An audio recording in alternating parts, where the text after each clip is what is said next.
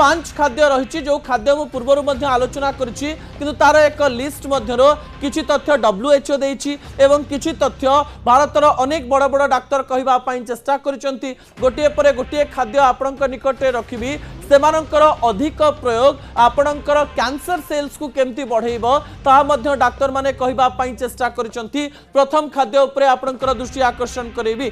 प्रथम खाद्य हेउची processed meat बा बासी मटन।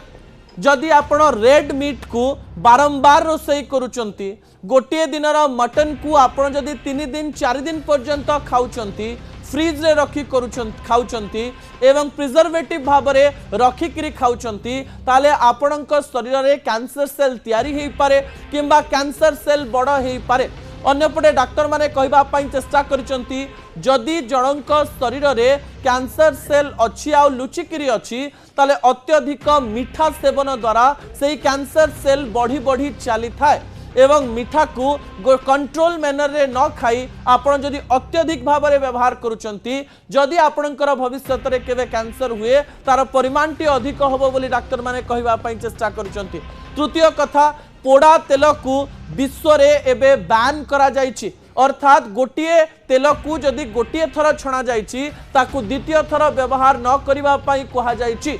एई पोड़ा तेल एबे कैंसर सेल को बढ़ाइबारे साहाय्य करुछि। ता परवर्ती आ दुईटी तथ्य आपणक निकट रे टीवी स्क्रीन रे रखिबा पई चाहिबी।